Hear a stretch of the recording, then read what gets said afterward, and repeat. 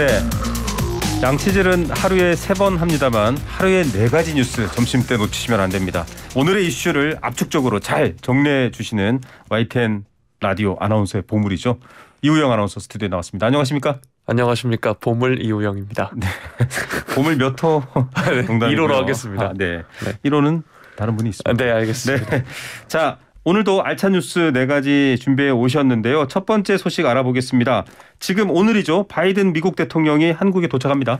네, 조 바이든 미국 대통령 한국과 일본을 잇따라 방문하기 위해 워싱턴 DC를 출발해 순방길에 올랐습니다. 네. 바이든 대통령이 탑승한 대통령 전용기 에어포스1은 오늘 오후 오산 미군 기지에 착륙할 예정입니다. 아시아 첫 순방이기도 한 바이든 대통령은 22일까지 2박 3일간 한국에서 일정을 보냅니다. 네, 대통령 취임하고 아마 가장 빠른 기간 내에 한미 정상회담이 열리고 또 미국 대통령이 온 게 아닌가 싶은데요. 한국 방문의 공식 일정들 어떻게 소개되고 있습니까? 네, 도착 직후에는 곧바로 경기 평택에 있는 삼성전자 반도체 공장을 찾는다고 하는데요. 네. 글로벌 공급망 등 경제 안보를 염두에 둔 행보로 이 일정에는 윤 대통령이 동행하고요. 이재용 삼성전자 부회장이 두 정상을 수행한다고 합니다. 그리고 이튿날인 내일 오후에는 서울 동작구 국립서울현충원을 방문해서 현충탑에 헌화 분향한다고 하고요. 이후 대통령실 청사로 이동해서 정상회담을 갖습니다. 정상회담은 90분간 진행되고 이후 기자회견이 열리는데요. 이 회견에서 한미 공동선언도 발표된다고 합니다. 예.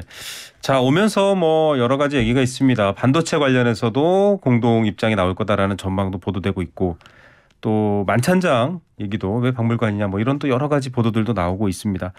마지막 날 오전에는 오산 공군기지를 방문해서 장병 노고를 위로하고 격려하고 또 오후에 일본으로 떠난다 이렇게 알려져 있는데 또 다른 그룹 기업가들도 만날 예정이라고요. 네, 오늘 전해진 소식인데요. 조 바이든 미국 대통령이 방한 마지막 날인 22일에 현대자동차의 미국 전기차 공장 설립에 감사의 뜻을 표하기 위해서 서울에서 정의선 현대차그룹 회장을 만날 예정이라고 어제 미 백악관 국가안보보좌관이 말했습니다. 네. 앞서 로이터 등 외신과 조지아주 지역 언론들은 바이든 대통령의 방한 일정에 맞춰서 20일쯤에 현대차그룹이 미국 조지아주에 70억 달러를 투자해서 이 전기차 전용 공장을 건설할 계획이라고 보도한 바 있는데요. 네. 이 조지아주가 지난 2020년 미국 대선에서 바이든에게 결정적인 승리를 안겨준 곳으로 오는 11월에 예정된 중간선거의 최대 격전지이기도 하다고 합니다. 네. 바이든 대통령에게 상징적인 곳인 만큼 이번 만남에서 현대차그룹의 투자에 감사를 표할 것으로 보입니다. 네, 여러 가지 북한 상황이라던가 또 우크라이나 전쟁으로 인한 동북아시아의 러시아, 중국 정세 안보 얘기보다는 지금 언뜻 소개된 일정과 행보를 보면 경제 그리고 또 미국 국내 어떤 정치 경제 상황 이런 것들이 더 보이는 것 같습니다. 다음 주제입니다. 참 정말 알 수가 없습니다. 의총이 끝나봐야 할 텐데 한덕수 국무총리 후보 인준 오늘 국회 본회의에 일단 올라오죠.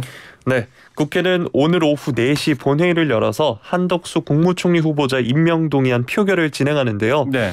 윤 대통령이 당선인 신분이던 지난달 3일 한 후보자를 지명한 지 어느덧 47일이 지났습니다. 네.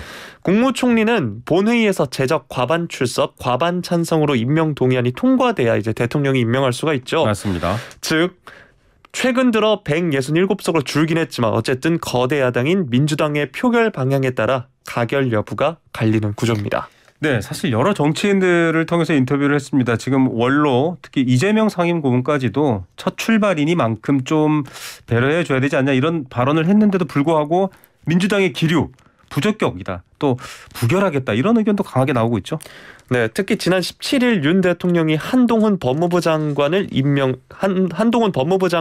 강행함에 따라 당내 분위기가 격양되면서 부결론 쪽으로 무게추가 기운 상황이긴 한데요. 하지만 방금 전에 말씀해 주신 대로 6일 지방선거를 앞두고 새 정부에 대한 발목 잡기로 비춰 역풍입을 가능성을 고려해서 실제로 인준안 표결을 앞두고 이재명 후보나 송영길 후보 등이 가결해 주자 이런 목소리도 나오고 있는 상황입니다. 네. 잠시 후 오후 2시 민주당의 의원총회에서 최종적인 표결 방향이 결정됩니다. 아마 또 4시 바로 이어서 본회의가 있기 때문에 의총 결과가 보도되기보다는 본회의 결과가 바로 알려질 것 같고요. 자, 한동훈 법무부 장관 민주당에서 굉장히 반대를 했는데 임명을 강행했습니다. 거기에 대해서 한덕수 총리를 인준해 줄 경우에는 끌려가는 모양새가 될 것 같고 핵심 지지층들이 조금 실망할 것 같다라는 두려움도 있고 반면에 전 국민적인 여론으로서는 새 정부 출범을 계속 발목 잡는 모양새가 돼도 부담스럽고 어떤 결정이 나올지 저도 궁금하네요. 국민의힘 소속 인사청문 특위 위원들은 계속 막판 설득 나서고 있네요. 네.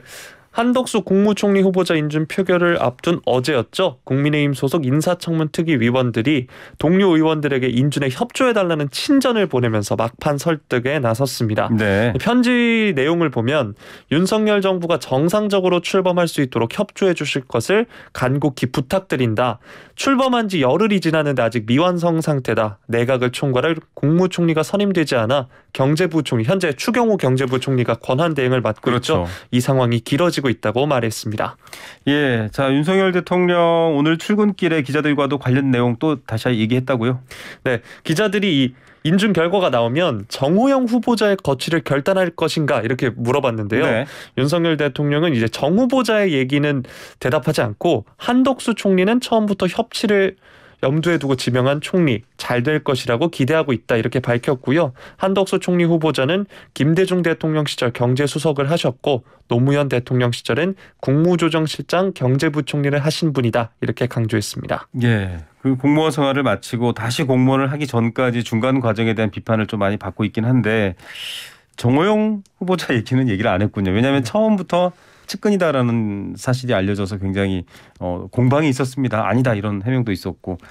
자, 앞으로 저희가 YTN 라디오 듣고 계시면 본회의 결과까지 속보로 전해드리도록 하겠습니다. 다음 주제로 가보죠. 청와대 개방됐는데 용산공원 이제 미군이 점유하고 사용하고 있었잖아요. 군 기지였는데 여기도 개방된다고요?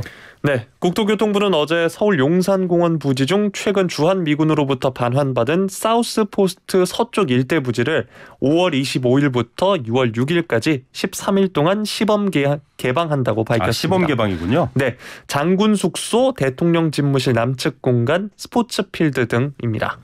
이곳도 사실은 저는 어떤 업무 때문에 한번 그 용산 미군기지를 들어가 본 적이 있는데 굉장히 보존이 잘 되어 있는 옛날 건물들, 문화재도 있고요. 또 녹지가 아주 근사하기도 하고 많은 분들이 가고 싶을 텐데 어떻게 신청해야 되나요? 네, 일단 개방 시간은 오전 9시부터 오후 7시까지고요. 국토부는 매일 5차례 회당 500명에 걸쳐서 2시간 간격으로 관람객을 받습니다. 네. 하루 총 2,500명이고요. 총 32,500명이 체험을 할 수 있는데 이 미리 사전 신청을 해야 됩니다. 누리집을 통해서 예약을 하셔야 되고요. 예약은 오늘 오후 2시 잠시 후부터 예약이 가능합니다. 예. 자, 뭐 여러 가지 새로운 공간들을 열어두고 또 시민들을 위한 공원을 열어두는 거 뭐 좋은 일입니다. 좋은 일인데 또 이런 것들보다는 또 다양한 또 통합의 장도 열렸으면 하는 바람도 가져봅니다. 자, 그런데 이 미군 기지 반환 다 좋은데 오염돼 있다라는 얘기가 보도되고 있어요. 네, 이번에 공개되는 부지 중 일부인 장군 숙소 부지에 대해서 환경부가 한국환경공단에 의뢰해서 토양 오염을 조사했는데요. 네. 기름에 오염된 정도를 뜻하는 석유계 총탄화수소 수치가 기준치의 29배를 넘었다고 하고요. 네. 또 지하수에서는 발암물질인 벤젠과 페놀류 등의 검출량이 기준치의 2배를 초과했다고 합니다. 네. 이 위에도 이제 보고서에 의하면 해당 부지 지상과 지하에 유류 저장 탱크가 있고요. 유류 유출 사고도 4건이 발생한 것으로 확인되고 있습니다. 예, 이거 사실은 미군 기지뿐만 아니라 우리나라 국군의 기지도 그렇겠지만 미군 기지 같은 경우 특히 여러 번 과거에도 논란이 됐었습니다. 토양 오염, 기름 유출 이런 것들이 있는데 제대로 정화하지 않고 그냥 임시 조치만 취한 거예요? 네, 국토부 관계자는 오염 물질이 검출된 토양 위에 잔디 등을 덮었고 2시간 이내 체류 시 인체 위해성에 대한 우려가 없다고 판단했다 이렇게 밝혔습니다. 네. 제가 앞서서 말씀드렸다시피 2시간 간격으로 이제 관람을 받는다고 했죠. 네. 네. 그리고 이제 국토부 관계자는 해당 부지는 반환 직전까지 주한미군이 숙소나 체육관으로 사용했던 곳이다. 네. 그리고 이제 2시간 이내 노출 시 안전하다는 근거를 살펴봤더니 환경부 조사와는 별도로 서울대 산학협력단에 의뢰한 용역 결과다 이런 보도가 있습니다. 네. 네. 자, 뭐 이게 조사를 좀 더 해봐야 될 것 같다라는 생각도 들고요. 또 해당 기지, 용산 기지는 이제 역사적으로 계속 외세 군대가 주둔했던 아픈 기억도 있는 곳이기 때문에 좀 다른 의미로도 정화가 됐으면 좋겠습니다. 올 9월부터는 아예 부지가 개방된다고요? 네, 이 완전 개방 전에 시범 개방을 마친 이후 추가 안전 조치에 나설 것이라고 하고요. 네. 또 국토부 관계자는 9월 개방을 목표로 토사 피복도 하고 위해 네. 요소가 있는 기름 탱크를 철거하고 더 위험한 지역은 출입이 안 되도록 펜스를 설치하는 등 보안 공사를 할 것이라고 했는데요. 네. 이게 다시 살펴보면 이번 시범 개방 행사 동안에는 기름 탱크도 그대로 있을 거고 펜스가 없어서 위험한 지역도 출입이 가능할 수도 있겠다 이런 얘기로도 풀이가 되고 있습니다. 네, 오늘 세 가지만 일단 전해주시고요. 이근대위 귀국 얘기 다음에 한번 전해주시기 바랍니다. 이우영 아나운서였습니다. 감사합니다. 고맙습니다.